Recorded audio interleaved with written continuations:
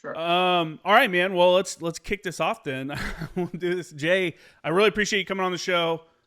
Special forces guy, freaking, you were an engineer, if I understand correctly, before you were special forces. You were an engineer in the Army, did some deployments as that, from New York City, from an immigrant family. You're like the guy. You're like the family. You're like the American kind of dream guy for a lot of foreigners trying to get into America and stuff like that. You told me before you're from New York City and that your family's from Haiti. Were you born in Haiti or were you born in New York? So I was born in Haiti. Oh, wow. Yeah, I was born in Haiti at a very early age. My folks migrated to Paris, where they spent some time before coming to the U.S. And while that was going on, my grandmother actually raised me and four of my siblings prior to coming to the States. And then once I got to the States, then I had four additional brothers and sisters for a total of 8 kids. How old were you when you moved to the U.S.? So I was 10. And I came to the U.S. in 1994. At that point, I think Haiti was going through some bad things because I remember the 82nd and a bunch of soldiers being there. So yeah, I left right as that was going on. That's so crazy, man. That's like, so it's, I put a lot of, so my news channel, Former Action News on Instagram, I do a lot of news stories, and I put news stories in the Instagram stories, which is, I guess, confusing to say. I do a lot about illegal immigration because I'm right here by the border and stuff like that. And one thing that really upsets me about people that are like really pro, like just let the doors open kind of deal is when these people are claiming that they're a refugee or they're seeking asylum because, they're running from whatever, but it's actually a financial reason. They just want to, they know what to say to get in. That really affects people like your family who actually need to migrate because there's actual issues and stuff like that. You know what I'm saying? It's like that's one of the things that really pisses me off about the whole thing. It's interesting to talk to someone like you that went through that process. Do you remember, what was it like to go from such a young age, moving from Haiti to, you said Paris, France, and then to the US? What the culture changes in all three of those is just out of this world. Yeah, because so my folks went from Paris to from Haiti to France. They did 6 years there, and then they came to the States. Once they got to the States, they got established. Then they sent for us from Haiti, and then we came straight to the States. Okay, brother, yeah. So yeah, it was one of those things. I thought I was just visiting and that I was going back to Haiti because that's what I knew and that's what I wanted to go back to. But yeah, it was definitely a learning experience because again, I was 10. I was already somewhat established in the Haitian culture. So coming over and then having to relearn the language, having to relearn new customs and courtesies was definitely a shock for me. But it was one of those things that once I found out that I was going to be staying, I didn't have a choice but to adapt, and that's exactly what I did. So yeah. That's just such two different worlds. When people in the U.S. hear about Haiti, it's nothing good. Like it's never anything good. There's never good news. It's like, oh, there was an earthquake. Oh, there's riots. Oh, there's gangs running whatever. There's never like, oh yeah, they got this really sweet like new park or this new something like that. So just coming from that to the U.S., God, and not even just to the U.S., but to New York City, which is like super dense. I haven't been to New York City. I think the closest I can compare it to I've been to would be Hong Kong for density wise. What was that for you to see skyscrapers for the first time? It was definitely, well, I don't think I saw skyscrapers until I went back to New York City to visit after I had left. Oh, really? Yeah, because it was one of those things like I was so busy learning the language, going to school and trying to keep up, helping out in shit around the household. And then again, my folks are, Haitian with the Haitian culture. So there was a lot of church, there was a lot of volunteering going on. So I didn't really have time to go exploring as a kid, right? Because they run a pretty tight ship, which, I think it's like that with all immigrant parents, right? So yeah, as far as the exploring aspect of it, like there's still parts of New York City that I've yet, to actually see, and I'm trying to get back there. But yeah, there wasn't any time or any sightseeing, skyscrapers or any of that. It was 1 out of 8 kids. It's like, hey man, I got to figure it out so I can get out of here as soon as possible so I can go, create my own path, and start living my own life. So, yeah, I mean, once I went back, I was like, oh, that's pretty cool. But by that point, I didn't really care. Yeah, dude, that's awesome, man. What an American dream. Like, coming to the U.S. and your parents, that's the thing with immigrant parents, like you said. A lot of them are huge on that. They're like, they understand the opportunity that they're providing. It's hard for a kid that doesn't realize what they came from to understand what they've got. But like the parents are like, look, man, I'm affording you this opportunity. Please, please, please don't fuck it up. Yeah.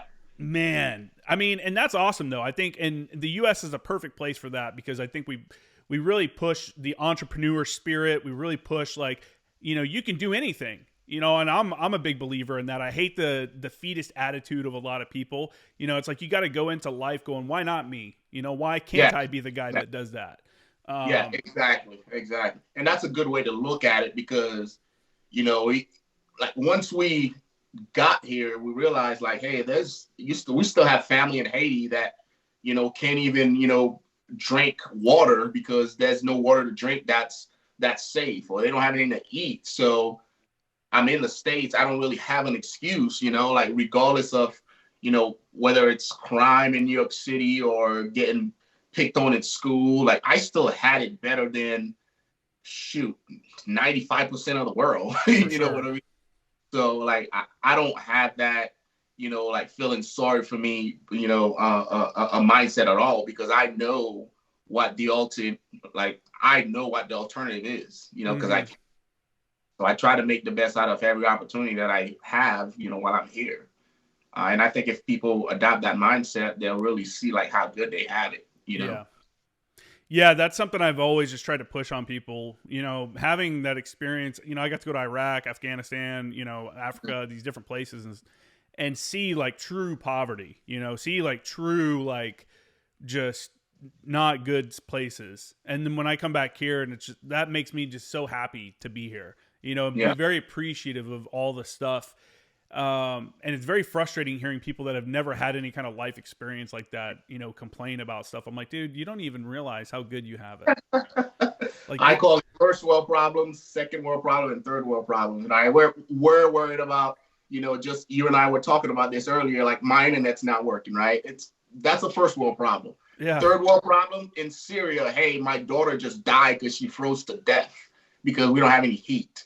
Like that's a real problem, Yeah. But those lines are so blurred because, again, for folks that lived in this bubble that you and I have been protecting, for however long, they don't know what they don't know, right? So it's up to us to inform them and make sure that they understand how good they have it here. Yeah, for sure. That they don't know what they don't know is huge as well. That's another thing I always try to push. When I was in college, when I got out of the Marines, I was using my GI Bill to go to SDSU, and some of the students would be like, I remember this one girl I was in class with. I was taking Italian, and we were talking about the culture and stuff like that, and she's like, "Oh, the U.S. has no culture." And I'm like, what are you talking about? I'm like, quit listening to the bullshit, man. I was like, look at this country. Look at all the different things. Like not only do we have like national culture, but we have like regional culture. Every region has things that are specific about it, stuff that people like to do. I mean, Mark Twain would be upset, to hear that we don't have any culture. That guy, that right there is an American icon. Yeah. I don't know. It's frustrating, but like you said, we got to inform those people, be like, look, open your eyes to what's actually around you, and appreciate the things that you're seeing. So anyways, on from that, why did you decide to join the military? What pushed you into that job? So tying back to what I was saying about the opportunity that we got once we got to this country, it was one of those things that I was so grateful that I wanted to do my part to protect everything that this country stood for, or I guess still stand for to an extent. So I just wanted to do my part, and my way of wanting to do that was to join the police force to become a public servant.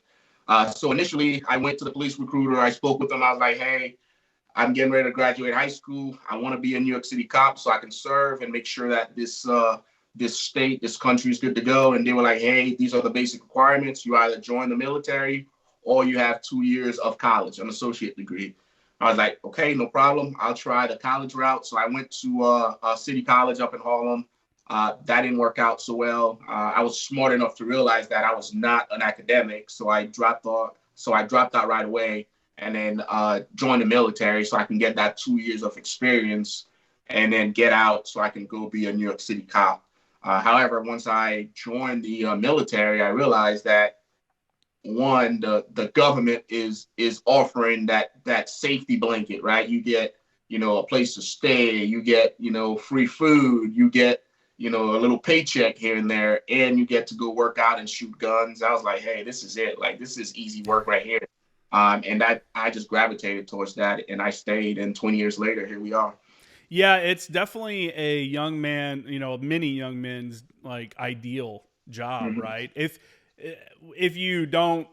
we forget about all the BS and all the stupid stuff, forget all that. Just remember range days, doing close air. For me, it was doing close air support stuff, going to the field. Yeah.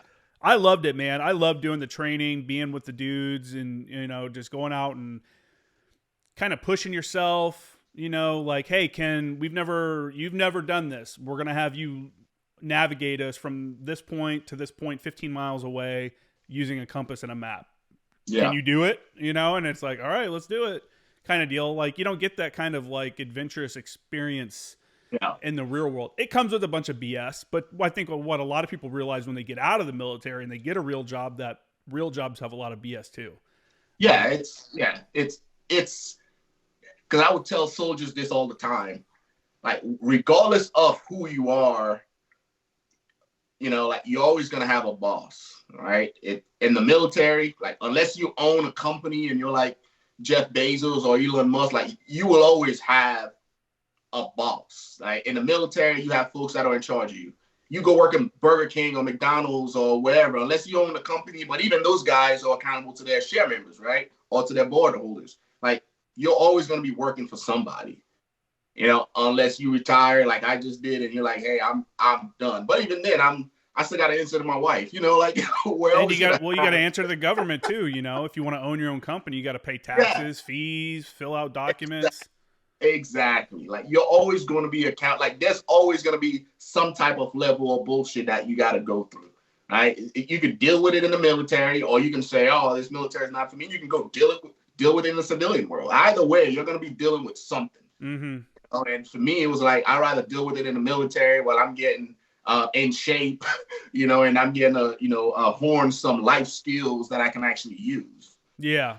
Yeah, no, again, a great opportunity. I still, a lot of people don't understand the opportunities that are available in the military. Yeah. It's like, man, there's so many jobs. It's not one or two jobs. There's a ton of jobs in the military. There's a ton of different things that you can do. I was a mechanic when I first came in, not by choice. I came in open contract like an idiot, but because the military has opportunities at 3 years, I was able to switch jobs to a job that I did want to do, Yeah.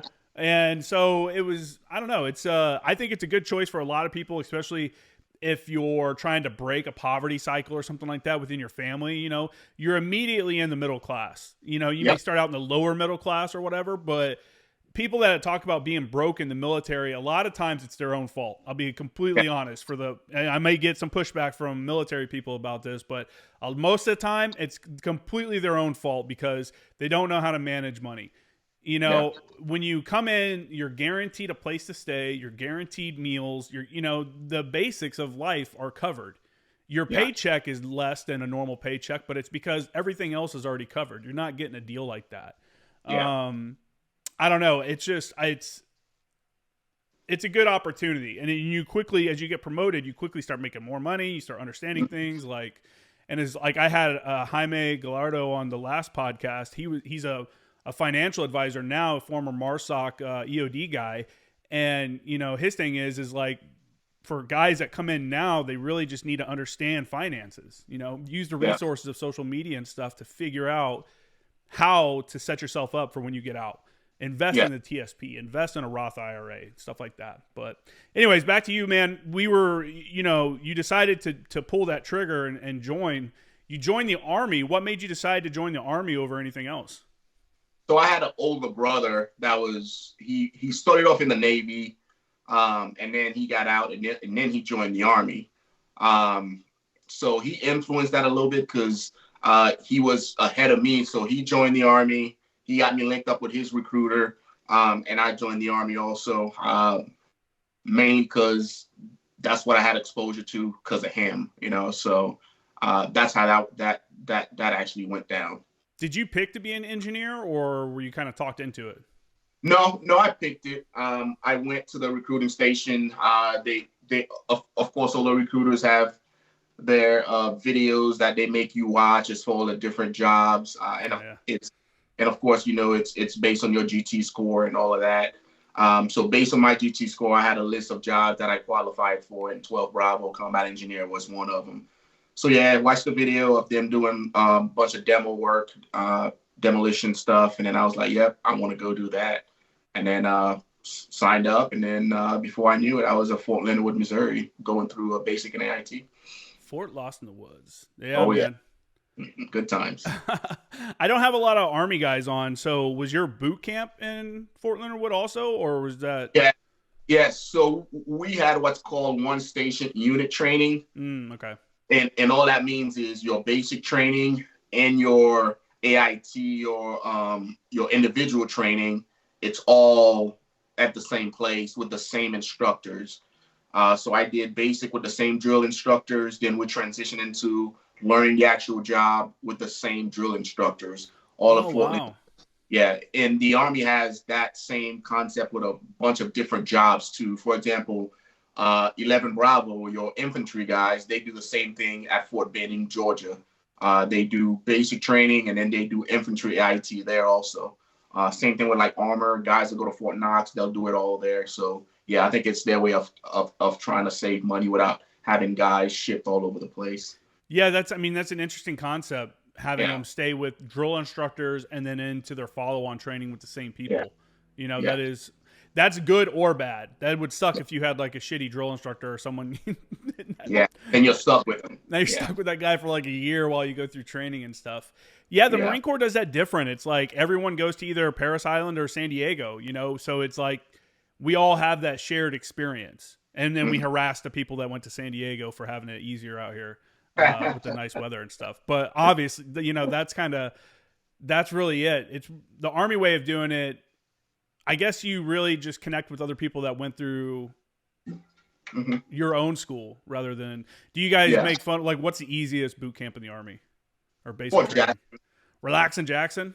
Yeah, Fort Jackson is probably the easiest one. But you also got to figure like the Army's also bigger than the Marine Corps. Yeah. So that's probably why we do it that way. But yeah, we always make fun of the folks out of Fort Jackson or Fort Lee, some of the easier ones.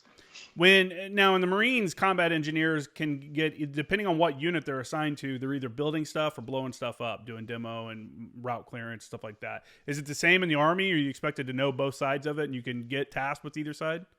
Yeah, so it's a similar concept, but I think we focus mostly on the blowing stuff up and also the demining side of it, because within the 12 series MOS, now you have vertical engineers, you have heavy equipment operators, you have a bunch of different jobs that falls under the 12 series MOS. So you have 12 Bravos, which are the combat engineers, and you have your 12 Novembers, your 12 Mikes. So you have a bunch of different MOSs underneath the engineer field. If that makes sense. Yeah. So just a bunch of different specialties within it. Yeah. Okay, that's cool. Yeah, man, blowing stuff up. I mean, as cool as that is, does it get old after a while? Do you get CTE from hitting too much demo, or? No, it never got old. Go figure, right? Who would get tired of blowing stuff up? Yeah, the only thing that got old was getting blown up. Oh yeah, dude. The IED and the route clearance aspect of it, but other than that, like I till this day, there's nothing like going to the demo range and having some fun. So yeah, it actually never got old. Yeah, dude, that's cool. Yeah, That was a rough job during the global war on terror, being that combat engineer. I mostly know about Afghanistan because I went to Iraq, but I was at TQ basically the entire time. It was '09. It was kind of during the wind down of it. But I know in Afghanistan, man, engineers like in Sangin, when 3.5 was in Sangin, they lost a bunch of engineers out there just doing route clearance. And I also remember when I was with 3.6 in 2011, we would have these Army guys would come in, a route clearance platoon would come in and clear a route and then drive back down it and get blown up going back down the route they just cleared, because then back laying IDs behind them and stuff. Yeah. I never envied those guys being in that job. What prepared you? Obviously you don't just go straight to Iraq. After school, when you got to your unit, I mean, what year was this? This was pre-Iraq war? Did you take part of the invasion or? Yeah, so I actually went straight to Iraq. So I graduated July of 2003. The initial invasion, if I remember correctly, was March, April, May timeframe. When we I think it was like March 23rd or something. I could be wrong on the actual exact date. So March 13, I started basic training. Went through that, and of course, the entire time we're there, drill sergeants are fucking with us, like, hey, basic training's been cut short. Go outside, pack your shit. You're going to Iraq right away, right? So that was going on throughout basic and AIT, and you got dudes crying, acting like little bitches, and I'm like, dude, like that's not how it works, right? So fast forward July 3rd, I graduate basic training, and then I get to my first duty station. I took 2 weeks of leave, so July 16-ish. I get signed in, meet all my leadership, and I sit with my squad leader, and he's like, hey, September 24th, we're going to Iraq. So I'm like, yeah, whatever. You've been hanging out with my drill sergeants. That's not happening. Sure enough, September 24th, we're on a bus heading towards Kansas City to get on a plane to go to Iraq. So I was part of the tail end of the initial invasion. Got to where we were going right outside of Ramadi. And then from there, we just started conducting route clearance. We were guarding the ammo points because, of course, as soon as we got there, the Iraqis took off. So there was a lot of munitions just laying around. So as engineers, we were conducting route clearance. We were blowing up ammunitions here and there. We were putting up a bunch of triple strand concertina wire, securing all the different ammo sites. It was just a year of just dealing with a bunch of crap. When you first got there, I mean, IEDs weren't really much of a thing at the beginning. No. These mines and stuff like that. No, IEDs were not advanced at all. Their version of an IED was just grabbing a 105 round from the ASP and just laying it on the side of the road and running some wires to it. And we used to do route clearance on foot. That's how, advanced they were. I remember walking up to them and just kicking them and be like, hey, there's something over here. You know what I mean? But then as time went on, they got more and more advanced to the point where we were forced to get your RG-33s, your up-armor vehicles, your Buffaloes, and all those other things to protect ourselves from them. But the initial war, there was no IED, man. It was just them trying to figure it out from outside influences from other countries. Were you seeing like small arms attacks quite a bit, or was there a lull right after the initial like invasion where there wasn't much going on? Or so that was a mixture of things because you figure. So we deployed as an entire brigade. So 1st Infantry Division, 1st Brigade out of Fort Riley, Kansas. So you had your 116 Infantry, you had your 134 Armor, which is a tank company, and then you had us. We each had our piece of the pie. So I remember being at our fire base because you mentioned you were at TQ. Maybe I'm thinking of another base, but where we were at, you had Ramadi, you had Champion Main, you had Chaldea, like you had all those different FOBs. And then 116 and 134, they were in town doing like no shit bulk of the fighting because, like the insurgency was still there. There was still, some of Saddam's boys still in town. So they were fighting on the regular. Like you can hear them every night. And then us, we would, of course, go conduct route clearance. So we had an OP that we had to man. And then we had to man the ASP and guard all the munitions that were left behind. And then, of course, secure it with triple strand. Like, yeah, we would get, pop shots here and there. But it was nothing like the bulk of the fighting that the armors and the infantry guys were actually doing in town. Ramadi and also Chaldea. Yeah. Yeah. So what kind of ammo are you talking about that they'd leave behind? Is it their old artillery rounds and mines and stuff? Yeah. Or? Yeah, it was 105 shells, 155 landmines. Like it was literally because we went right outside of like an Air Force base. So we took an Air Force base and we made it our FOB. The brigade did. So right next to it was a ammo supply point that the planes and the artillery companies and all that stuff were using. So whenever the invasion happened, they just abandoned their posts, right? And the insurgency, because it was weird because the town, the ammo point was like right here, and then the town was right in front of it, and it was just all desert between the ammo point and the town. So what they would do is they knew the ammo point was right here. Oh, I just lost you. You got me? Yeah, I got you. They were just sneaking into it, grabbing shells, and then going into town and figuring out how to set up these IEDs. So what the brigade did, they tasked us with going in there and securing the ammo point, which was it was a couple of miles long, to keep them from coming in there and actually stealing all these munitions and going out into town and setting up IEDs. Dude, I'll tell you one thing I appreciate is that the Marine Corps does 7-month deployments. Yeah, some guys would do 1 year. Like if you were at the regimental level or higher, like regimental or division level, then you usually did a year deployment. But everyone else, if you're battalions, the battalions only did 7 months for the most part. Sometimes I guess they probably get extended, but most of the time it's 7 months. I always remember thinking like, man, we're finishing up here, and these Army dudes still have almost a whole nother deployment left. Yeah. Worth. And it's like, man, that sucks. Yeah. 12 months. And then later on that year, a couple of years later, I had a 15 months deployment. That's crazy. That's just so crazy. And then you wonder why people have issues and stuff.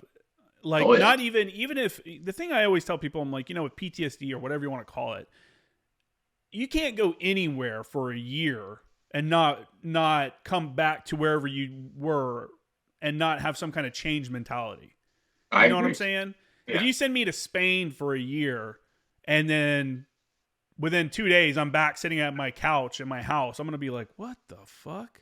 Yeah. Like everything is back to normal. It's just going to be weird because you just left a whole different kind of environment. Now add in the occasional combat and maybe possibly getting blown up or whatever into that mix. Like, oh man, a year is way too long. 15 months is crazy. Yeah.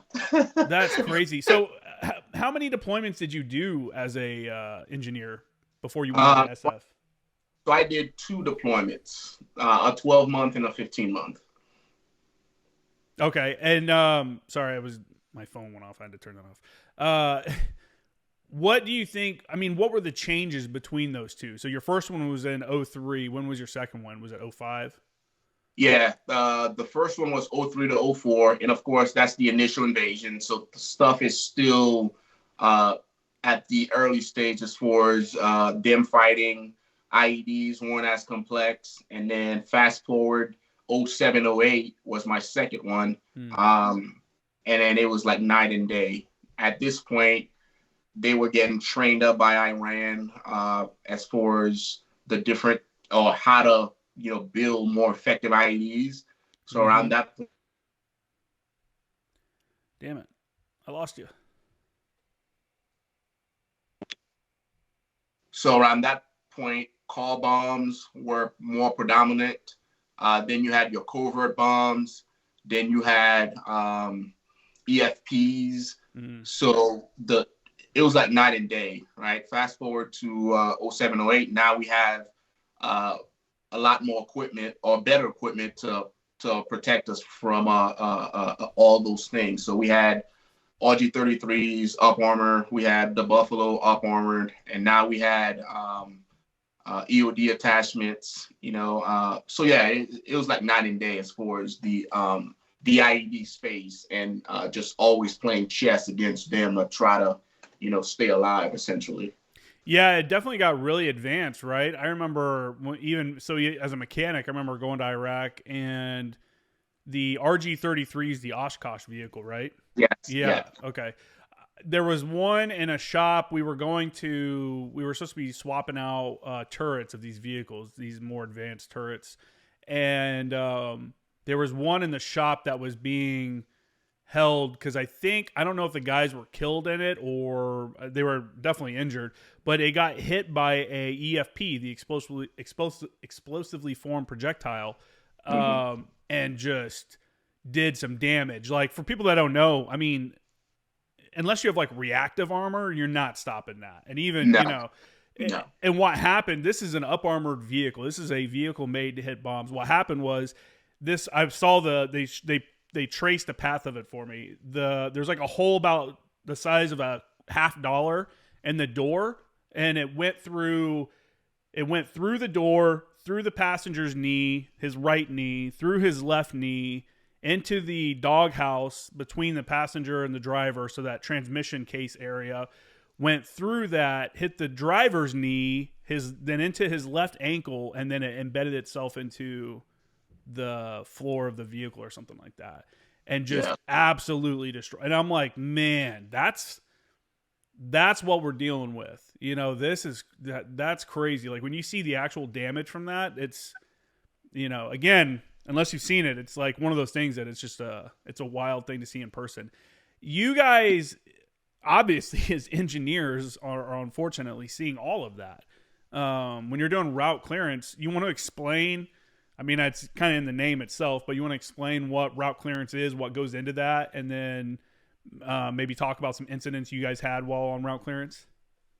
Yeah, so essentially it's pretty self-explanatory, right? So Trailblazers, that's what our call sign. We're pretty much tasked with clearing routes.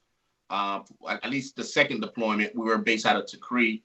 So we would clear routes for supply convoys to come through to go deliver, supplies, right? So out of Tikrit, we would go either north towards the base that was up there, or we would go south towards Brassville Mora. I think it was the base that was down there. I can't remember the name of the one up north. I think it was, I can't think of the name right now. So yeah, we would go out. Typically, it's about a 4-vehicle convoy. You had 3 RG-33s or 31s, and then we would have what's called the Buffalo. All right, if anybody's seen that movie or the initial Transformers movie, it was Bone Crusher, right? Yeah. That was the Buffalo. I actually got to work on that Buffalo. That was in the movie. They had they welded a Decepticon logo on the back door of it. Nice. Yeah. So yeah, we go out, and then and it's a platoon of dudes, and we're literally driving like 5 to 10 miles an hour, and we are just searching the side of the roads and looking for anything that looks out of place, right? So if we have the local population, like, they'll go around us, or they'll weave in and out of traffic, which is where the VB threats comes in. But for the most part, you got 4 vehicles, 3 to 4 dudes in each, and then 2 guys in the Buffalo, and we're just searching side of the road, and if we find anything, we'll set up cordon. All right, that just means get security up, and then we'll send up the buffalo to investigate because it's meant to take like it's built to take a heavier blast than the other ones. And it has standoff because the arm extends. So if the ID does go off, it'll just blow off the arm, as opposed to the other vehicles. We don't have like an arm that extends. Mm-hmm. And that's pretty much it, right? It typically takes we would go out for like 6 hours at a time because that's how long it would take for us to clear from Crete to the base that was up north down throughout Pennsylvania there in Iraq. So 6 hours, that's down. We would go to the fob, eat lunch, and then we'll go back in the other lane. And of course, while we're clearing one lane, we're also clearing the other through binos, making sure there's nothing crazy on the other lane. You guys didn't have a Husky at this time? No, we didn't have a Husky at this time. No. Okay, so for those that don't know, a Husky is it's a one-person vehicle. It has like a little pod. It almost looks like a road grader. It's that long it's a long vehicle. The person that drives it sits in like this little pod that's closer to the back of the vehicle, and on the front they have ground penetrating radar and probably some other stuff where they can look for buried IEDs and then they can mark it for other people. That was something that was big in Afghanistan, but I wasn't sure when they really started introducing that. Yeah, no, I don't recall having one of those. Maybe later on after I left, they did. But while I was there, it was mainly the RG-31s and also the Buffalo. Just doing visual sweeps of stuff. That's crazy. Yeah, visuals. But again, some of it was pretty obvious, right? Like we can tell, like we knew what to look for because prior to deploying, we train on different TTPs, on different techniques. So we knew, hey, there's one telephone pole out here, right? Yeah. So use that as an aiming point, regardless of where they're at. So we were like, okay, well, if this is my aiming point, if I was them, where would I have put it, right? So we started to key on things like that because you figure Iraq, it's just desert, you know what I mean?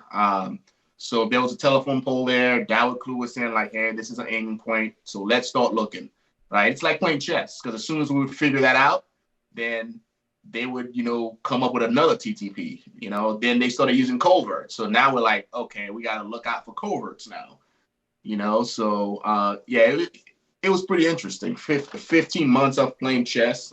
We lost a couple of dudes, but at the end of the day, it could have been a lot worse. Did you guys strike a lot of IEDs while you were doing route clearance and stuff? We strike a couple. My platoon, we got hit by a VB IED, and then we hit like one or two big ones. We had a couple of guys get injured in medevac out of country, but it actually wasn't as bad as some of the other units that weren't conducting route clearance. Because you got to keep in mind, like they're putting these IEDs in. They're not putting it down for us because we knew how to find them and defeated them. They were putting that stuff out for other folks that were just driving, right? So those guys had a much harder time because they were just going. They didn't really know. They weren't really there to conduct route clearance. They were just going from point A to point B to go do an actual mission. And en route, they hit an IED. So, yeah, it wasn't as bad for us. It definitely was for some of the other folks. Dude, the vehicle-borne IEDs, the VBIEDs are, what do you do? There's not, that's all that. Yeah, that's so tough to even, when you have a civilian populace that can, obviously free-flowing driving around the area, that's one of those things that's so hard to like defeat and can be extremely devastating if they're accurate, Yeah. Yeah. Well, there's certain things that you could look for. And again, there's all, like the intelligence picture would get painted as far as the type of cars that they were using and how they were weighted down and the TTPs that they were using. So we knew, hey, if there's a vehicle parked on the side of the road, hey, we would have to offset. We would have to drive in the other lane, go set up cordon and push out 50 meters and then sweep in the dirt to look for the command wire. So there were certain things that we started to implement that eventually defeated the VBIED to where now they went towards, some other means. Yeah. So yeah, it's again for us because we were trained on how to defeat them. It wasn't difficult at all. It's everyone else that just drove by that vehicle, not thinking that, hey, this can be a vehicle-borne IED that really had the most issue. I guess I was in my own mind. I was thinking of a suicide vehicle-borne IED where there's a driver, and they just basically use it as like a kamikaze, fucking thing. Yeah, that you're screwed. There's really nothing you can do about that one. Man, when I was in Afghanistan, there was a British unit that lost 5 guys in one hit, and then a couple days later, I was driving through Sangin, and I was our normal driver. Something happened, so I had to drive, and I'm sitting there driving, and we're getting ready to cross this bridge. And there's this vehicle just flying towards us. And I'm like, what the fuck? This guy's going fast as shit. And then at the last second, he swerves like he's going to hit me. And I just go, I do this. I like brace because I'm like, here we go. I'm like, and then nothing happens. And then I look at my captain who's sitting in the next seat over, and he's like, holy shit. And I was like, oh my God, dude. What it was is this dude was flying across this bridge, and there was a speed bump on each side, but it's like a lot of speed bumps where they have a gap in the center. And he swerved to get his one tire through that little gap so he didn't have to slow down. And I thought he was swerving to hit me, dude. That was one of the things that fucked with me for the longest time because it wasn't something. There was actually no actual danger, but there was no way for me to know that. Yeah, exactly. And it was one of those things where you're like, they could just come at me at any time and do that. And there's nothing I could, like, if that guy had been a suicide bomber, like, that'd have been it. Like, there was nothing I could have done. Yeah, dude, I don't know. Shout out to all the engineers and stuff that go out and mess with IEDs and bombs. And that is not a job. I remember going on a mission with 3-6 and, walking around with the EOD guy that we had attached to us, and I'm just bullshitting with him as we're like looking at stuff. They're doing like something in the compound, and he's over here just poking shit with his knife, looking for tripwires and pressure plates. And I'm like, all right, man, I'm gonna head over here and see what's going on. You're fucking crazy. I'm gonna go hang out over here. Yeah, dude. Like that's so crazy, man. How many how many in your 2 deployments? How many IEDs do you think you guys found? Hundreds. Yeah. I don't have a number, man. I really haven't thought about it, but it was a lot. Man. And that's just my platoon. We had an entire company doing this, So yeah, probably thousands, man. I can't really. Yeah, I can't really think of a number, to be honest with you, but it was a lot. What was the biggest one you found? Biggest one was about 600 pounds. Oh, shit. Yeah, it was about 600 pounds packed in on the side of the roads. Yeah, so it was like a little uphill going up, and then they put them on the side, and then it was meant to explode and then just blow up whatever is on top of it. Yeah, so that definitely was the actual biggest one. Damn, man. I think Iraq was way more known for like having those daisy-chained IEDs, having that military grade stuff because they had all the ordnance and stuff left over from the Iraq like regime or the Hussein regime. Yeah, dude, that's fucking crazy. Like I had a buddy who's a truck driver in the Marines, and he was talking about how they would run into daisy chain IEDs, and it would just be like 105 or 155 rounds strapped to the back of the guardrails and shit. They'd have it something like that, and he'd be like, you'd see the wires and be like, oh shit, like, I don't know, man, that's pretty wild. Again, I wouldn't. That's a hardcore job. You said you guys lost a couple of dudes. Was it from an IED strike, or was it from like just like an attack or something? No, there were IED strikes. Because a couple of dudes, we had one vehicle get hit by a VBIED. We lost one guy there, and then we had another one was just a EFP, and then we had 2 guys get injured in those. To where they had to be medevac. But yeah, majority of the injuries we had were from IED strikes. And then, of course, you got your concussions and all of that. But as far as attacks, like, we didn't really see, because most of the folks that we were dealing with, like, they would it's folks that were just left behind to set off the IEDs. So they would set it off, take a couple of pop shots, and then just leave. Right. So it was nothing too crazy as far as firefights go. Yeah. When you in a job like that, where that's your gig every day, going out and looking for bombs, you know, playing cat and mouse with bombs and bomb makers. When you are doing that and you get hit by an IED, your guys get hit by an IED and you lose someone, how does that affect the team? Does that kind of mess with your confidence in doing the job? I mean, it's got to be tough that next mission after the one where we just lost some guys. Now we got to go back out. Like, I don't know. What can you walk us through what that's like? Yeah, I mean it sucks. Because the initial thought is, one, you have some type of, especially as a leader, like you'll feel like a failure, like, holy crap, I just lost a dude. Like, what could we have done differently? So you'll go through that, and then you'll start to realize, like, holy crap, like I got, 6 hours, and then I got to go back out again. So it's one of those things, you feel sorry for yourself for about a good 2 or 3 hours, and then you got to get back to, the talk and start figuring out what actually happened and how you as a leader can fix it to make sure it doesn't happen again. Mm-hmm. Because what we couldn't do is say, hey, first ID, like, we need a break. We're not going to go conduct route clearance because there's convoys coming in right behind us so they can go deliver, fuel or food or whatever else guys need to actually keep doing their jobs.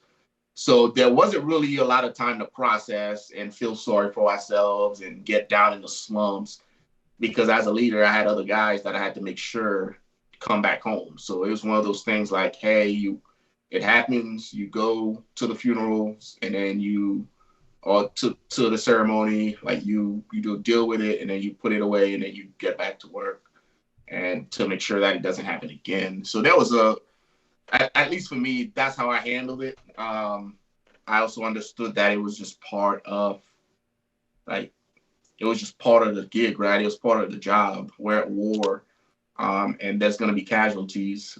That's how I looked at it at that point, to help me get back to what I was supposed to do. I didn't make it any easier, but at the end of the day, that was the reality. We were losing guys. 1/16th, like all the other guys were losing folks left and right also. So it just kind of became the norm, and then it became essentially, us playing chess against them to figure out, hey, how do we keep all of our guys alive and make them lose their lives, right? Mm-hmm. So yeah, we just kind of figured it out as we went on, but there was no, and I'm sure you know this too, like there's really no downtime for you to feel sorry for yourself, especially as a combat MOS. You like it happens, you deal with it for whatever amount of time that you have, and you literally have to get right back out there and do the job. What you can't do is take whatever just happened with you, because then there's that snowball effect. You might possibly, miss something that's going to lead to more guys getting killed. Yeah. So you have to find a way to lock it up and then drive on with the mission. And that's what we did. It's almost like a pseudo state of denial. You got to put yourself in so that you're not really thinking about it. It's not on your mind while you're doing. Yeah, man, it's such a crazy. That's a crazy lifestyle, doing route clearance and stuff. I can't imagine. Let's talk about what made you decide to go into SF. Like what brought it to your attention, and then what made you decide to pull the trigger and be like, hey, you know what, I want to give it a shot. So after that last deployment, 15 months, the Army wanted me to go be a drill sergeant, and a couple of different things were going on, because at this point, like, the Army was pretty easy to me. Like, I was getting promoted pretty quick, and I got on their radar, and it was like, yeah, let's send him to go be a drill. And I was like, that's not happening. So I had a squad leader who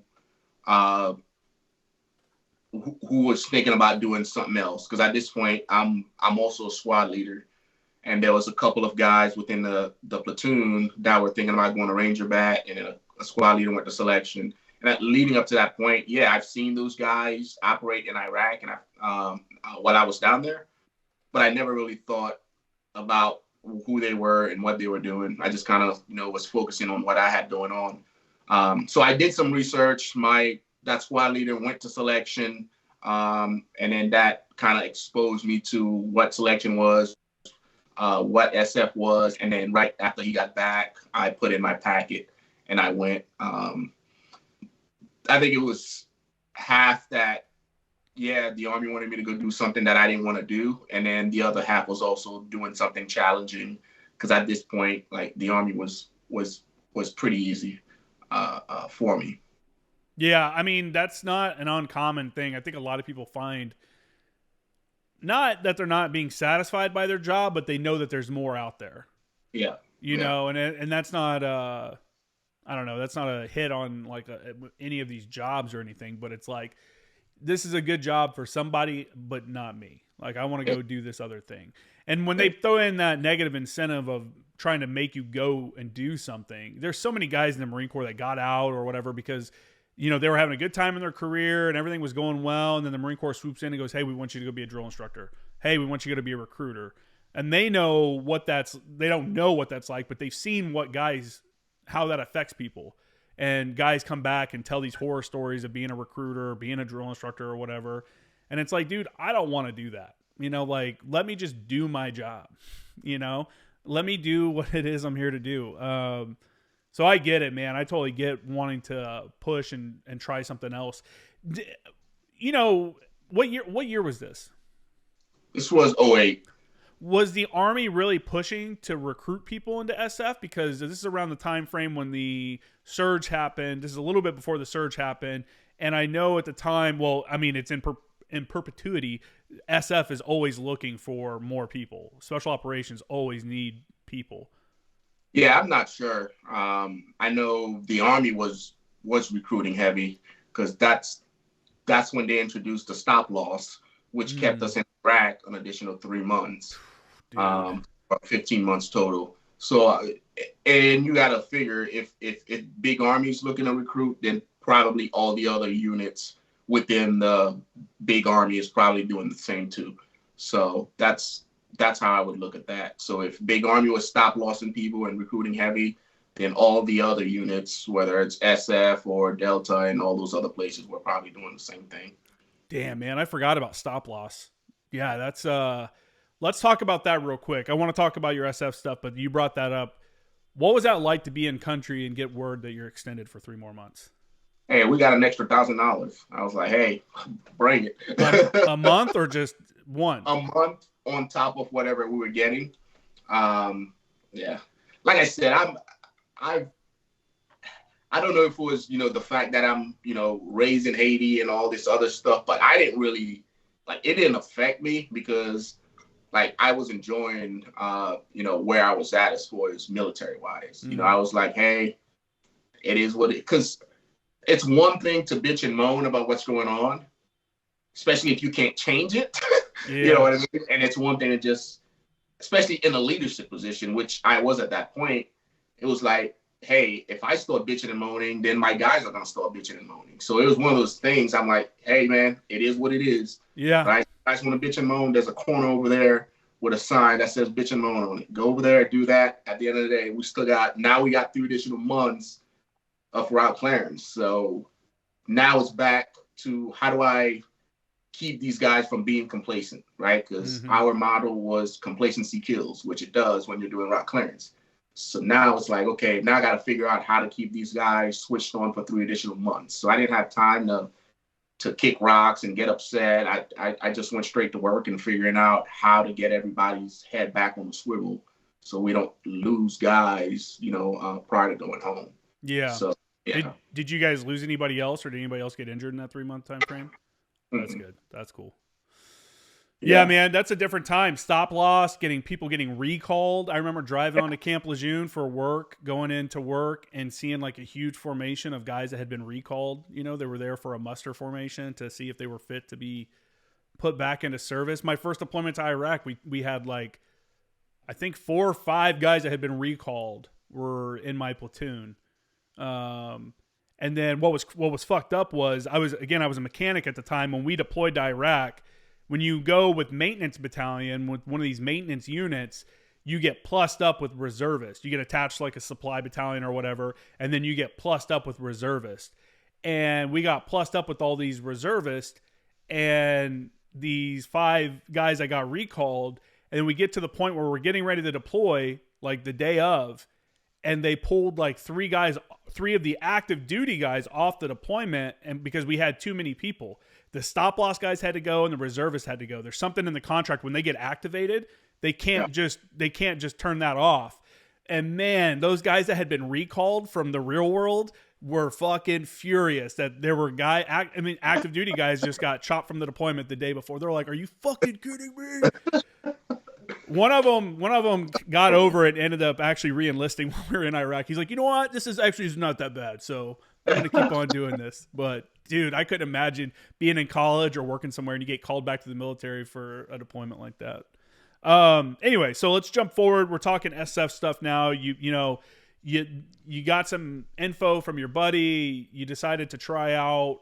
Now we're living in a world of information. There's so much information. You can figure out what job you want to do at what specific unit through social media and through all, YouTube and all this stuff. There's so much information out there about job fields and SF and whatever. Was there that kind of information for you available to you then? Like what did you do to get prepared? You can't just walk into selection unprepared. Yeah. So how did you prepare yourself? Well, I was one of those dudes that's always been in shape. Like I've always, go to the gym. Like I've always been a fit guy. So I found out about it, and went and saw the recruiter. He had a land navigation course that was set up at Fort Riley, Kansas. So we went through that a couple of times. And then I went, man. It was one of those things that going into it blind, it sucked at time because the way the selection is set up, like you don't know what's going on. You don't know when the next event is. You don't know any of that stuff. It's just a board. So that's kind of like a mind fuck. But other than that, man, like as far as shapes go, I was 25, the best shape of my life. So I went and everything worked out. If anything, the land nav was probably the hardest part, but being in shape helped me get through that iteration at selection. But I didn't have a lot of time to get ready. So I sent it and it all worked out. That's awesome, man. Land nav really gets a lot of people. It surprises me sometimes. I was a forward observer, so part of that is land nav. There's a focus on that in school and then in training and stuff afterwards. So I guess if you're immersed in it and you're doing it all the time, you kind of forget that a lot of people don't even know how to read a map. What part of land nav was hardest for you? I think it was just navigating. A lot of do that. Oh, say that again. Navigating what? You cut off a little bit. Navigating at night. Oh, okay. Yeah. So a lot of guys didn't know how to navigate at night, so that kind of screwed them up a little bit. But so that was the hardest part for me because I grew up in the city, and the small stint that I had at Fort Riley, Kansas, to try to get ready didn't really prepare me enough. But once I got the selection, I had a chance to do a bunch of different practical exercises leading up to the passable event to where, again, being in shape, I was able to make my mistakes and then still be able to run to get to all my different points in time. And that ended up working out. Yeah. Hey, real quick, can you pause your video and then start it again? Yeah. So, land nav. You were talking about land nav and running from point to point. Yeah. I mean, that's for those that don't know, that's the thing with land nav. They give you, there's like 30 points in this land nav course. You have to find 5 of them within a certain amount of time. They give you the coordinates and then you have to move on foot using a map and compass or whatever the technique you're working on that day is. You learn stuff like 1 point and 2 point resections where you can self-locate with only using a map and compass. Again, that's like a requirement for fire support guys in the Marine Corps because understanding map maps is, hugely important when you get into targeting, especially when you're talking about different platforms use different types of map data, different kinds of, elevation. Some people use MSL, some ordnance you use HAE, which is a height above ellipsoid. It's just land nav is one of those things. It's an ongoing thing. I don't think anyone ever fully masters it, but you can get really good at it. And it's something like a lot of skills you have to practice continuously or you'll get rusty with it. Can you what year did you go through selection again? Was it 2009? Is that what you said? No, I went through in 2008. Oh, 2008. Okay. Yeah. Can you kind of give us a rundown of like the phases of selection in 2008? I don't know if it's changed or not since then, but yeah, so it's been pretty standardized. So you have a 21-day selection course out at Camp McCall here at Fort Bragg. First week is admin week, so you'll do all your physical gates, your PT tests, your time runs, your time rucks. Once that's done, the guys that pass are going to the second week, which is a week-long land navigation exercises to where you're conducting 2 or 3 PEs a day, one in the morning, one at night, and then that'll end with a 10-hour land nav exam where you're navigating approximately 40 to 50 miles from all these different points. And then the third week is what we call team week, where you get broken down into 12 to 14-man teams, and then you're conducting team events, just moving a bunch of heavy crap around the Camp McCall area. And then once that's done, if you have what it takes, you'll get selected. And then once you're selected, you'll go back to your unit, clear, and then you'll come back up here for the qualification course. When you're going through team week, I feel like that's a moment where you start to see, I mean, at this point, you're a couple weeks into it. Everyone's beat up. Everyone's probably a little tired and stuff like that. I feel like that's where you're going to start seeing like the ability of people to deal with other people. You know what I'm saying? Like how much stress can you deal with? Because there's personalities probably. Because everything else is an individual events up to this point, right? Correct.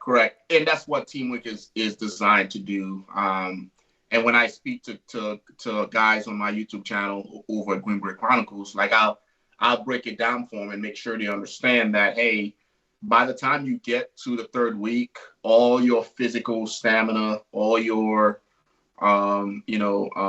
being in shape, all your mental strength, like you've been stripped of all of that. The intent behind team week is to strip you of everything that makes you who you are, and then get to the core of your being, right? That's where you're going to be hungry, you're going to be tired, you're going to be weak, and that's where the true nature comes out, right? It's like if you think of onions, like you'll keep peeling it back to get to the core of it, and that's what those 2 previous phases will do, to the point where team week guys are going to shout, they're going to fight, they're going to bicker, and that's what they're looking for. They're looking for the qualities that come out when guys are literally operating on steam, right? And that has the ability to, either get you selected or not selected. What of that 21-day, cycle, what causes most people to drop? Land nav. Yeah. And it's because a lot of guys can't operate at night. And because you got to think about it, like if you look at all the selection processes across the DoD, like there's some sort of land nav factored into it, whether it's on land, underwater, like there's land nav in all of it. And when you start to think about it, land nav it's not just a technical skills that people have to be able to conduct. It's also a tool that is used to assess leadership, right? Because if you can lead yourself, then you can lead others, right? So if I'm given a map, a compass, a protractor, and a couple of grids, and I can lead myself from point A to point B and do it when no one else is looking, right? Have the discipline, have the personal accountability, the character to do everything that I'm supposed to do and not deviate and not slack off and not do anything messed up, then more than likely, cadre is going to see that as them having, what they're looking for, right? Mm-hmm. So it's a leadership trait also that they're being assessed on. Your ability to lead yourself and do the right thing when no one's looking, right? So that's why if you look across the DoD, like all the selection processes, like whether it's SEALs, MARSOC, SF, combat controllers, like they all have land navigation baked into them. And it's because they want to assess your ability to lead yourself when you're by yourself, right? Yeah. I don't know if that makes any sense. No, that makes perfect sense. I know exactly what you're talking about. I mean, you can't accomplish a mission if you can't get there. Exactly. That's step one. Step one is getting there. Yeah, it's a challenge. It's like I said, for people, and there's different ways to do it. Also, there's land nav on foot, there's land nav in vehicles, there's land nav in urban terrain, there's land nav in mountainous terrain. Like, they all have their different kind of pros and cons, I guess, about doing each one. There's difficulties with each one. Following that, you get into Q course. Now, at this point, this is still you haven't been given your specialty yet, right? Is that at the end of Q course or? Yeah. So once you graduate selection, then you'll get your language, and then you'll get your specialty. Okay. Yeah, which I ended up with Fringe, and then I ended up with 18 Charlie, which is the Special Forces engineer, which all that is the special operation version of what I was doing before as a combat engineer. Yeah. So did you want that, or did you want to branch into something different? No, that's what I wanted. How different was the Special Forces engineer training from what you got from Big Army? Well, the Big Army training was more landmines. It was all concertina wire. It's like night and day, as opposed to the Special Forces engineer. You have 8 different MOSs wrapped up in one, right? So it was like night and day. So I was in SF, I was the demolition guy, right? So if I need to blow up a building, if I need to breach a door, if I need to clear a airstrip, like everything demolition, because you figure on a Special Forces ODA, the ODA is built to be self-sustaining. So they build each one of those MOSs with 8 to 9 additional MOSs built into it to make sure that we're self-sustaining. Mm-hmm. So as 18 Charlie, I was the demo guy. I was the EOD guy. I was the supply guy, right? So I did all those jobs all wrapped into one, as opposed to Big Army, I'm just a combat engineer, right? There's a bunch of other MOSs that, like your heavy equipment guys, your construction guys, those are all different MOSs. As opposed to SF, it's all wrapped in one.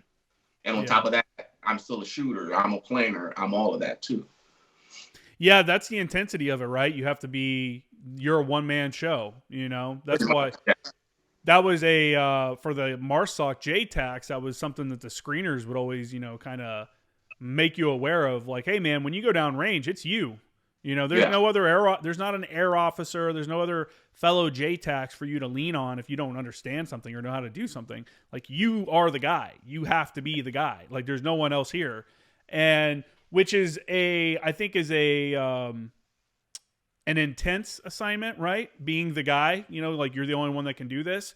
But it's also, I think, an empowering thing for a lot of people, because then you're like, well, I don't want to fail. I want to be the guy. Nobody wants to show up and fail, especially when you're talking about a team, a Special Forces team, something like that. Like, you want to show up and be an asset here, not someone that's, holding the team back. So I imagine with a job like engineering, when you have so many aspects to that, the learning is just nonstop. How do you maintain? Do you try when you're doing something like that with so many job fields that are technical? You're doing so many jobs that are technical within that. Do you try to maintain like a wave top understanding of everything and then deep dive into specifics as needed? Or, how does that work for you? The school itself is set up in modules. So you got to pass certain modules before you can move on. Mm-hmm. So when I was going through training, I just focused on whatever module I was in. And then once I passed that, I moved on to the next one. Right. And then once I got to my team, then I had all my books with me to where if I'm executing and I, need to reference something, I just go back to my books. Right. Yeah. So yeah, you definitely have to have a strategy while you're going through the schoolhouse. It's one of those things, you learn it, you stash it until you need it. And then so you can focus on the next module, because if you fail a module, then you're not moving forward.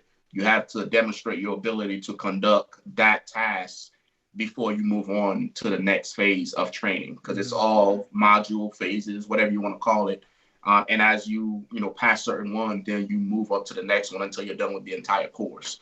And then once you get to your team, all this stuff that you learned and you thought that's what you were going to do, that's once you get to your team, you learn, hey, that's just the basics. Now you actually have to learn the advanced stuff on how to be an actual SF guy, right? Mm-hmm. And that's a whole nother learning curve within itself. Yeah, dude. It's just it's crazy how there's not more guys that don't get burned out from that, because that constant having to be better at something. Yeah. You know what I'm saying? It takes a different individual to go towards that route, right? It's not just for anybody. And the guys that are in it, they were selected and they were chosen for a reason, right? And all the screening and everything that goes into place is to make sure that the right guy makes it through, that can handle all of those things that he's going to get thrown at him, right? So again, the selection rate is pretty low, and the guys that do make it through, then they have what it takes to be able to handle all the workload that's going to get thrown at them. What would you say is the hardest part about Q course? What part of it, what was hardest for you, and which portion of it causes most guys to get dropped? The hardest for me was probably a small unit tactics, which is the first phase of the qualification course. And it was for me because I didn't come from an infantry background. So I had to learn how to patrol, how to conduct raids, and how to conduct ambushes. So that was probably the hardest part for me. And I had to learn how to do op orders and all of that stuff. But once I learned that, I was fine. But that's what gets a lot of guys, is probably the first phase of it, because it's a culture shock that they have to adjust to, right? And some of them can't, and some of them can. I was fortunate enough to go through it, but there was a lot of guys that failed that first initial phase and got kicked back to Big Army. Yeah. At least from my experience, it was that first initial phase. Yeah. When you get to the end, you get to the Robin Sage event, what's going through your mind? Are you thinking at any point man, I'm almost done, hey, we're getting, or is it just grind? Yeah, so it's one of those things, it gets beat into you while you're going through the course, because the course is a year long. So it gets beat into you that, hey, you're always being assessed. You're always being assessed. You're always being assessed. So that stuck with me. That sticks with most guys, and it keeps you honest. It keeps you on track of never letting your guard down. So while I was at Robin Sage, it was one of those same.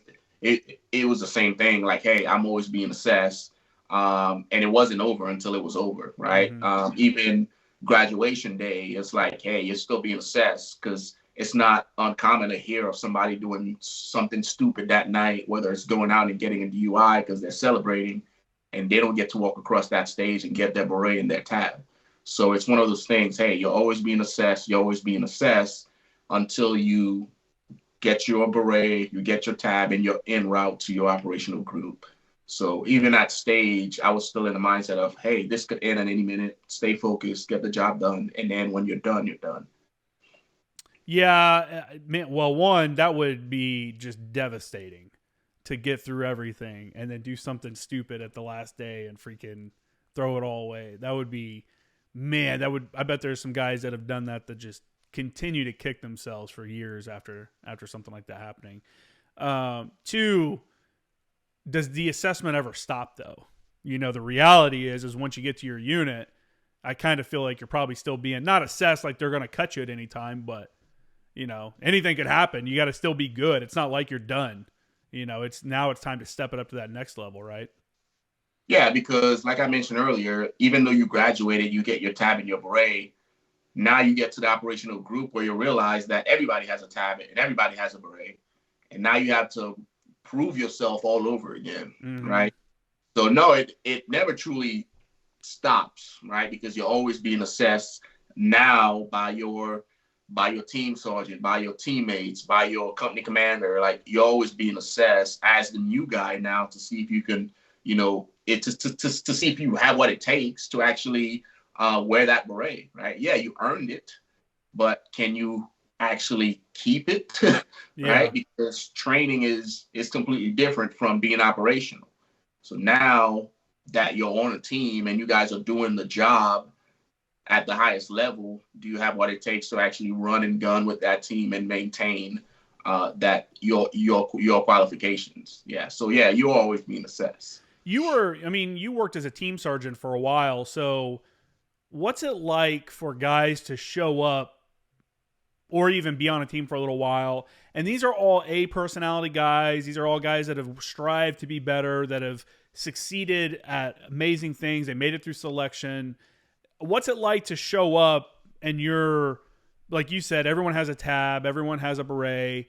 So you're not special in that sense. And then maybe you're not as good as everyone. So every team has a worse team member. Doesn't matter what level you're at, you're still the worst guy on the team. Is it a hard pill to swallow for guys that find themselves in a position where they might be seen as like the worst guy on the team? You know what I'm saying?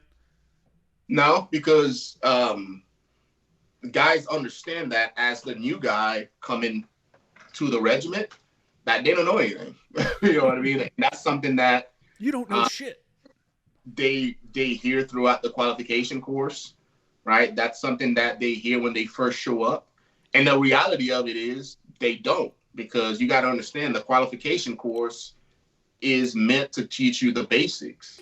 Yeah. Now, you go to a team where guys have been doing it for like 8, 9, 10 years, you're going to feel inferior because they've been doing the actual job where all you have is book knowledge. There's a big difference between all the book knowledge that you have to somebody that's actually been in the real world, that's actually done it. Yeah. So there's just a level of stuff that guys have to go through, right? You show up, you're the new guy, you shut up, you sit in the corner, you do what you're told until you earn your spot on that team. It's just like anywhere else, just like any other special operation units, just like any football teams or any sports team. It's the same concept. You show up as a new guy, you shut up, you do what you're told, and then once you're allowed to speak, then you can speak and start hanging out with the guys. Because again, you're being assessed because every team is different. You don't know if your personality will fit with that team, right? You might not be a good fit for that team. And in that case, you got to go find another team, right? And then once you come out of that phase and the guys like you and you're starting a jam with the team, then you start to train with them and you start to learn on how to actually do the job. But leading up to that point, you're just some new guy that showed up that no one really likes, nor do they want you around, right? And it's like that throughout all of the special operation communities, not just SF. I mean, I think that's really the case among like any combat arms jobs. Yeah. You know, anytime it involves life or death. Yeah. Like, we're going to make sure. I remember when I was at 10th Marines, which is artillery, we would go to Fort Bragg twice a year, once in March and once in October for Rolling Thunder, and just piss off everybody around Bragg with all the artillery noise. And if we had a new guy, normally they were kind of like, they weren't really fully pulled into the fold, I guess, until after we had gone to Bragg and they had spent a month in the field. Because then we could be like, this guy's good to go. Or this guy has deficiencies. You know what I'm saying? Because it's different between training at the shop and getting ready for a field op, maybe doing a few days in the field, maybe doing a week in the field, and doing a month in the field. You know, that's a huge difference. And once guys did that and kind of showed that they're an asset for the team, They're eager to learn. They're picking things up. Then when we get back from Bragg, I think a lot of them would tell you there was a shift in how guys treated them. And it wasn't like they treated them like shit before, maybe a little bit, new guy, but it was like more of an acceptance. Like, all right, dude, you're good to go. You're still a new guy, but we're going to teach you, and you obviously want to learn, Was there anything like that for you guys, like an event in training when you're with your team where you feel like once this is done, I feel like I'm part of the team now. Like I've earned my place here. Not really, man. It's all time based. Yeah. Right. When I had my team, it's like, hey, you're gonna be the new guy for 6 months, and after that 6 months, we'll have a board with all the senior guys, and if you have what it takes, then you'll stay, and if you don't, then you got to go somewhere else. Oh, so ahead of time in 6 months there's a board. Yeah, pretty much. Oh, wow. Okay. Yeah. So it's all time based, at least from my experience, right? Typically 6 months for you to, serve as the new guy. And then if everything works out during those 6 months, then you'll get fully integrated into the team. And along those 6 months, you're always being assessed by everybody on the team. If you don't have what it takes or you mess up, then by the time it gets to me as the team sergeant, then it's probably too late, right? Because I'm not the one necessarily assessing. It's the other 10 members of the team that, are around you on the regular, that's assessing and that's watching you. And if they come to me with something, then at that point, it's probably too late and you got to go find somewhere else to work, That's interesting. Yeah. Yeah. I mean, you have to jive on a team like that. It has to be, when you're talking about a Green Beret team, an SF team, that's whole role is to go into a foreign country and be self-sustaining and work amongst themselves. There really can't be personality issues. Yeah. Not just that. It's because it's more than just the personality. It's more than just the personality. It's also making sure that individual is not a liability. Yeah. Whether it's physical fitness, whether it's mental weakness, whether it's financial issues at home, whether it's marital problems, like whatever can take your attention away from the moment of what the team has going on, and when we're downrange, if it has the ability to affect it to where you're going to be a liability to me and the rest of the guys, then you can't be there until it's taken care of, right? So that's typically how we look at that. Like if you're going to be on that team, like you need to understand when we're home, we're home. When we're away from home, we're away from home. And you need to be 100% focused on the task at hand, because if you're not, then things could quickly go sideways, and then that could lead to guys losing their lives.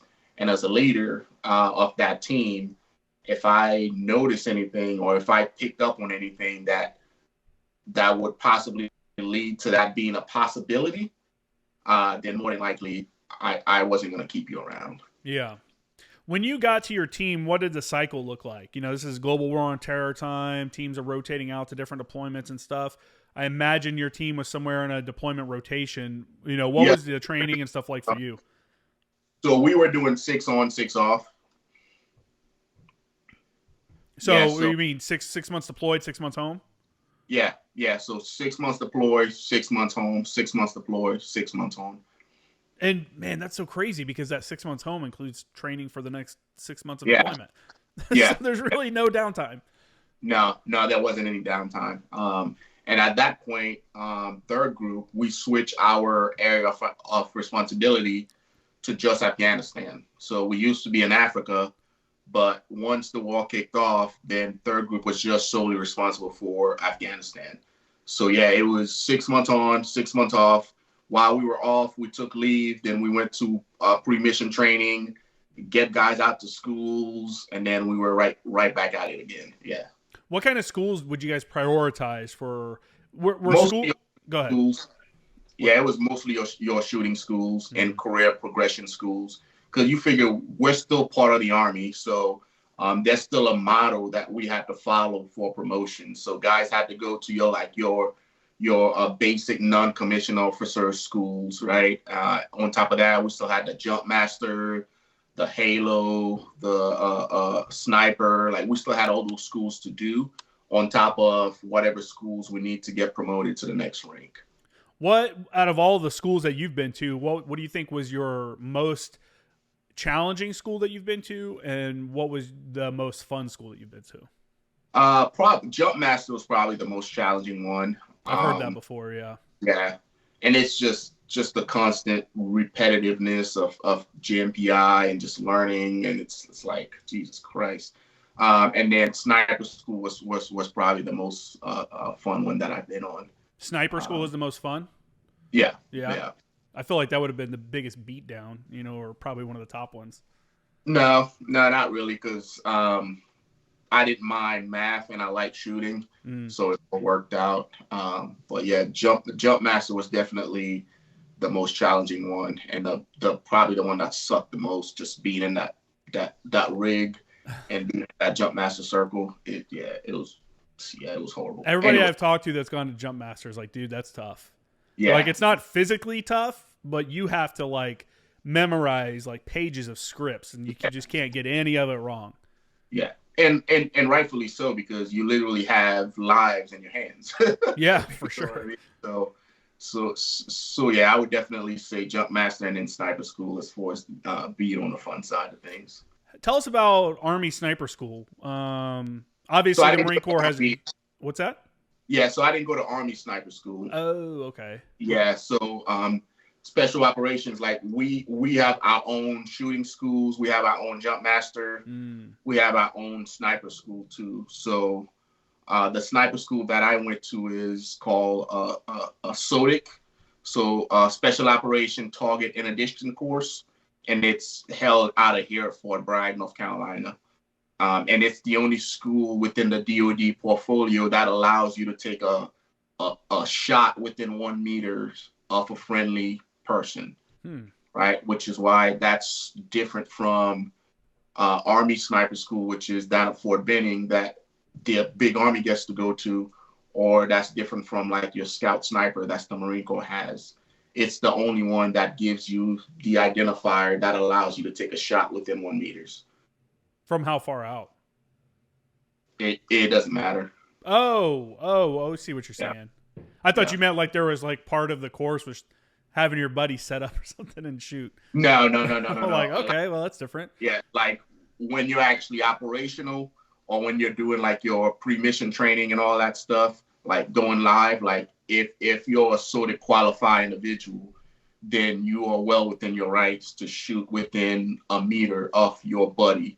And this come into place whenever we're in the shoot house, right? Because when we get a target, we normally have snipers on high ground or whatever. If we're in a shoot house and we're flowing through a house and there's a threat somewhere and the sniper needs to take a shot, then I, as an assaulter, know that, hey, I got a sniper that's qualified to take a shot while I'm in the house, and he knows what he's doing.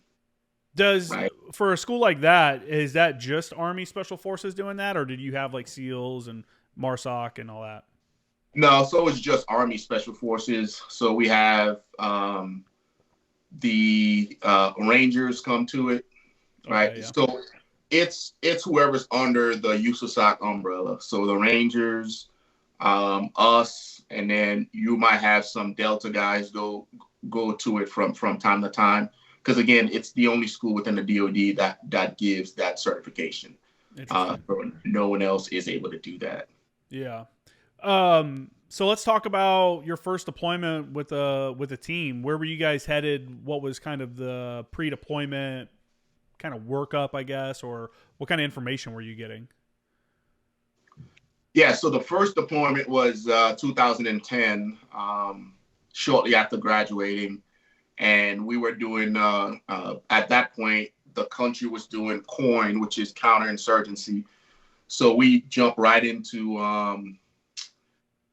we call it VSO, Village Stability Operations. So that's where they would take a Special Forces ODA and pretty much infill us into a village. And then we would just live with the villagers and work out of there. I guess a true unconventional warfare type scenario. So yeah, that was the first one. That was back in 2010. And that was a pretty good deployment within itself because we got to do like a true SF mission. That's something that is kind of like you hear that among SF guys is that, you know, Afghanistan, all of that stuff became it made special operations units all want to become DA, you know, direct action shooter guys, and it kind of got people away from their core mission, which like for Green Berets is to go in and do those VSOs and stuff like what you're talking about. Did it feel like? I mean, what do you think on that? Do you think that the mission kind of creeped away from its original, you know, ideas and stuff for Green Berets during the Global War on Terror? Or are you guys like were they trying to after the war trying to re-center themselves back on their traditional missions? Like, what was the culture like, or what were the thoughts within the units like? Well, I know with SF specifically, like we have different teams that do like different stuff. Mm-hmm. So we have teams that can do like your DA action.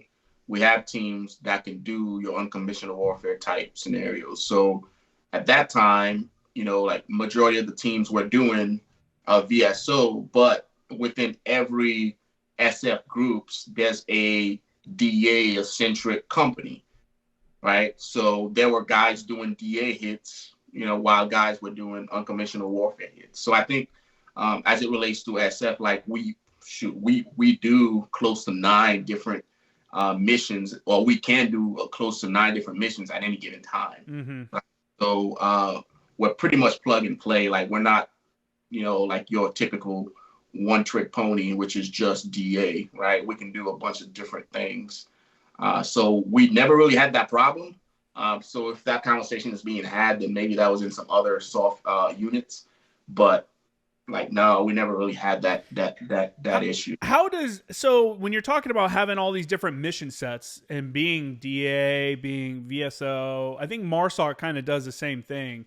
How do you set yourself apart from, you know, like MARSOC or SEALs or Rangers or whatever, if they have a bunch of mission sets that overlap with the same mission sets that you have? You know what I'm saying? Like, what sets you apart from these other units that are doing similar missions?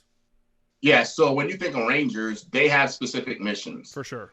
All right, and Rangers is like, we know that they're the Army's premier infantry unit, right? So they're light infantry.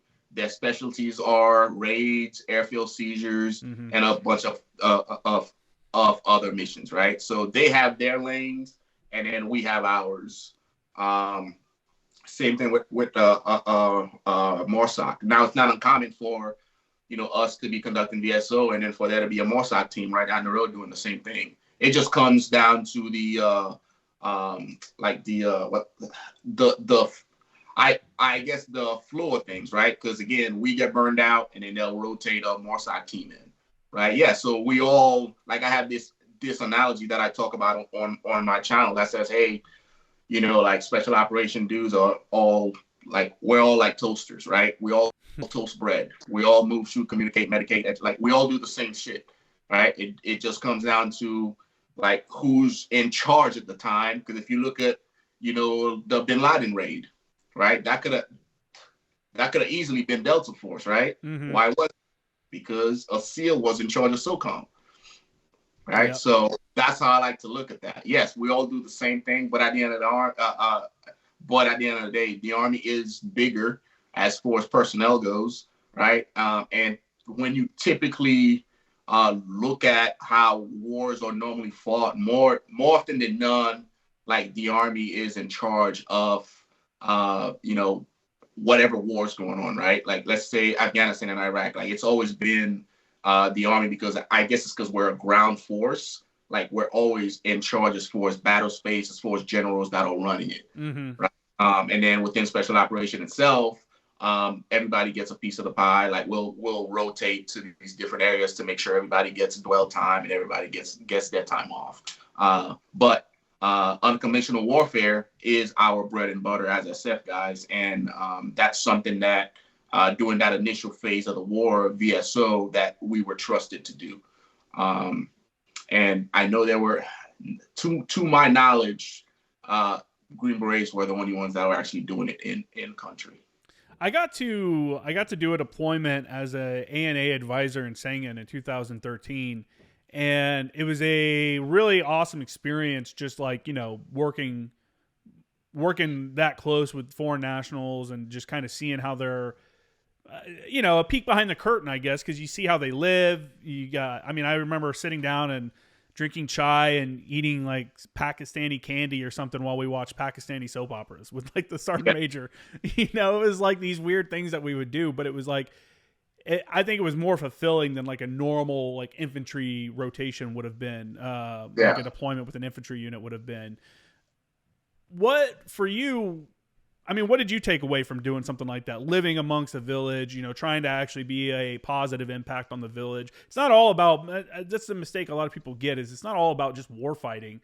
When a Green Beret team is going in there to do these village stability operations, you're trying to be a positive impact. You're building a well, you're doing medical, clinics and stuff like that so people can get any kind of medical care that they need. How did that impact you as a person and like as a soldier? So it's one of those things like going in there, fresh out of qualification course, fresh out of Robin Sage. Like I was, like that was right down my lane as far as unconventional warfare, right? So going in there, making friends with the locals, recruiting a fighting force, training a fighting force, that was right up our lane, right? So being able to go right into that, where it's fulfilling because I knew that, hey, this is the job that I signed. This is one of the jobs that I signed up for, and I'm actually doing it. All right. And it was just a different feeling, right? Because it's like, man, this is actually working. As far as, hey, we got our own little village, we got our own little militia, and we're, taking care of them. Like we're going out, we're patrolling, we're creating white space, and everything's actually working out. Right. So that was actually a pretty fulfilling mission before it got changed to the DA-centric aspect of the actual war. Yeah. How much different was it to be a SF guy in a village in Afghanistan compared to being a big army engineer doing route clearance in Iraq? Those are two combat deployments, but with two different lifestyles for sure, right? Yeah, well, on the big army side, we were reactive, right? We were no shit. Like we're gonna go out and we're gonna go get blown up. We're gonna go get shot at, and we're gonna go through the battle drills. So there was a lot of reacting going on that side of things, as opposed to on the SF side, we were proactive. Like we were the ones doing the hunting. Right, we were the ones going after them and keeping them on their toes. Yeah, so it's completely night and day, right, between big army and how they operate, and then SF and how we operate in that realm. Was it a lot more fulfilling doing that SF mission? What was that? Was it more fulfilling doing that SF mission since you're not being reactive? Oh, absolutely, because I didn't feel like a prey, as opposed to the earlier ones. I was just in a vehicle, hoping that I didn't get blown up. Right? We weren't doing anything proactive wise to make sure that we didn't get blown up. I'm sure other units were, because SF was in Iraq too, doing work. But at that time, my piece of the pie, it was like, holy shit, I'm out here and I don't know what's going on. I just got to watch these roads and hope that nothing goes off, right? Completely different feeling. Other units are being proactive by sending you out ahead of time. There you go. Yeah. That's what it is. Being the bait. Oh man. Yeah, dude, that's what a cool gig though, getting to go do that traditional SF mission, be in a village, see the people, see the Afghan people. The Afghans I worked with some of them were shitty, obviously you're going to have that with the ANA and the ANP and the AUP and ALP and all that other stuff. But some of them were really wanted to be there. They're like, hey, I want to do something for the country. I want to make this better. In my area, we were in Sangin. Those dudes mostly were burned out because there was just constant fighting there for them and dudes constantly getting killed. So a lot of them were really burned out. How was the ANA force where you were at? Or the Afghans that you were recruiting? Did it feel like they wanted this to be a thing? Obviously we know how the war worked out, but at the time, how did it feel? right before I answer this one, I actually have I got 15 minutes and then I gotta go. I don't know if that messes anything No, up. that's cool. We can, like I said before, when we first started or before we jumped on, we can do another one down the line sometime. That's not a big deal. I got you. Well, let's go ahead and answer that one, and then tell us about your website and your YouTube channel and all that, and we can just wrap it up. Yeah, sorry about that. I got. No, it's all good, man. It's so where I was at least the initial deployment, we had ANASF, right? So we had Afghan Special Forces units attached to us. Mm-hmm. So similar to how the SF ODA is built, they were organized and set up the same way. And then, of course, we had SF ODAs at the School of Excellence training the ANSF guys, right? So we were responsible for training them and also going operational with them. So whenever we would go out on patrols, they would be with us conducting patrols also. So on the ANASF side, yeah, they were awesome dudes, awesome to work with.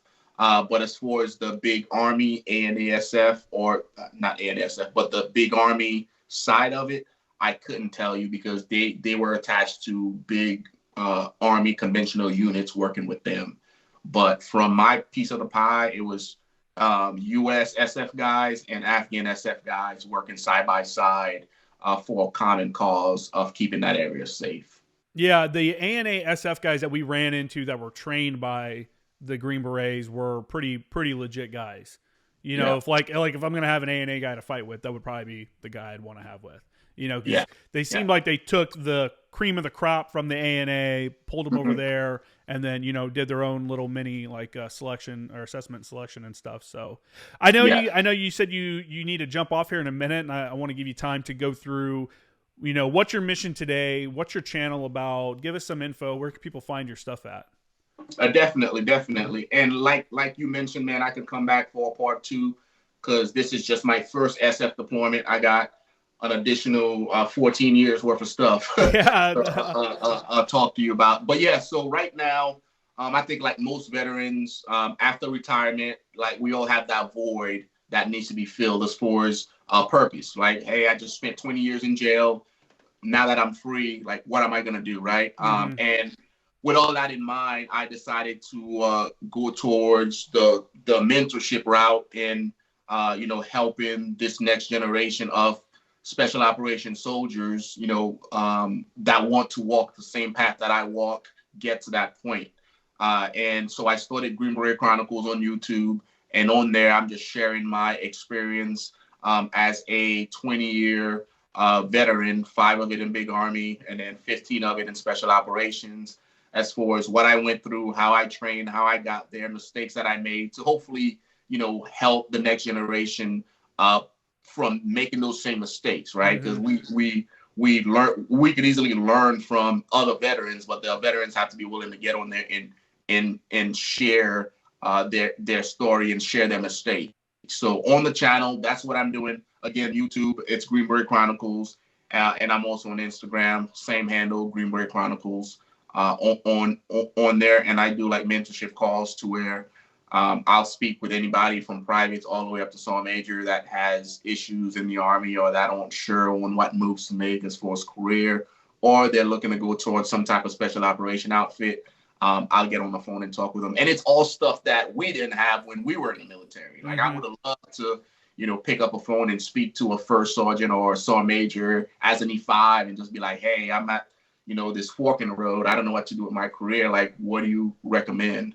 So I'm trying to fill that gap because I know there's not a lot of information out there.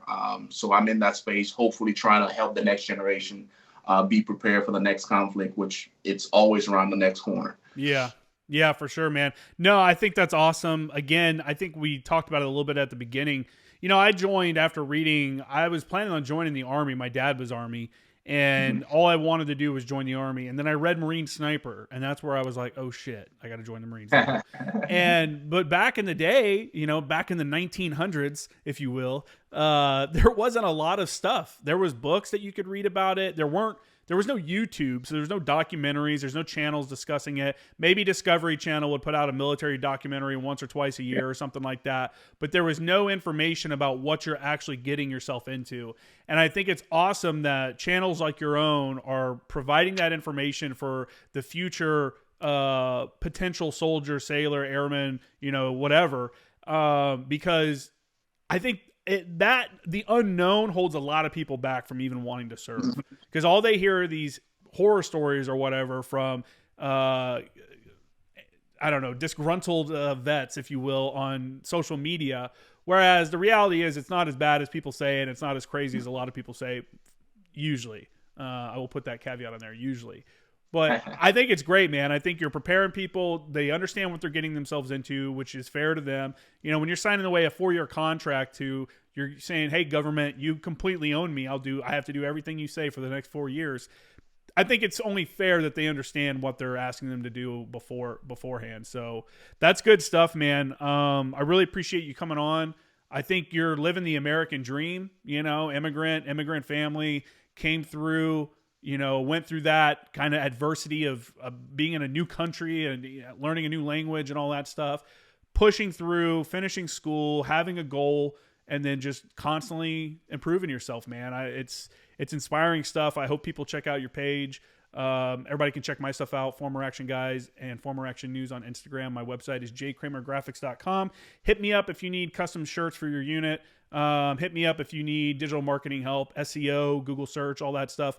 Let me know. And that's it, man. I really appreciate it. And I look forward to our next interview. Sounds good, man. Thank you for having me on.